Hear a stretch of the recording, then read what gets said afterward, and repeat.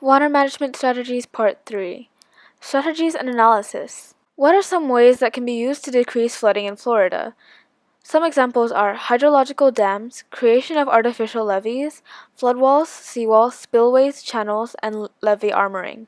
I believe that three of the best solutions that Florida can implement are dams, armoring already existing levees, and perhaps even implementing more seawalls around the area. Solution number 1.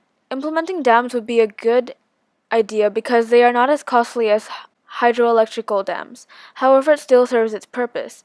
Dams are usually built on rivers, and from my research, I have found out that there are several rivers in Florida. Dams can also provide cheaper electricity through hydropower as the water goes through the dam, which can be beneficial for both the citizens and the government. Dams are also used to control water within a certain reservoir, and the water can be then used for multiple different uses. Solution number 2. Another strategy that we could try is armoring levees. Florida already has many levees along the state, including man-made and naturally formed levees around farmlands and cities. Levees are crucial to have when trying to mitigate flooding, as it is the most basic, easiest, and very functional way to prevent floods. However, if a levee isn't constantly maintained, the levee will be guaranteed to fail. Levees are used to mitigate floods by creating almost a border to prevent water from getting over. There are many fatalities that can happen with levees. However, there are ways that we can prevent this. Some of the fatalities that can happen are the water levels can exceed that of the levee, the water seeps through the levee, which then leads to the levee collapsing, the levee just collapsing over time from getting weak from the water pressure, or toe erosion, which can lead to instability and failure, which is where levee armoring comes into play. There are several ways that we can have a better probability that levee failure would not take place, one of which is building a cutoff wall in terms of when seepage is inwalled. A cutoff wall is formed by cutting a deep hole into the middle of the levee and then filling the middle with either clay or concrete. Another way to reduce seepage is having a seepage berm.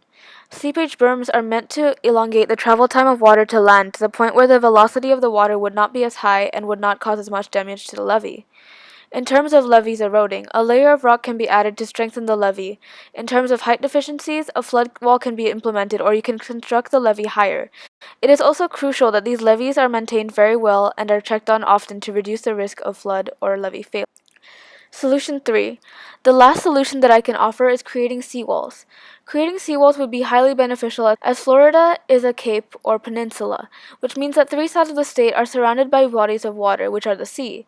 Seawalls are built for multiple reasons and can give many benefits, including preventing damage from flooding.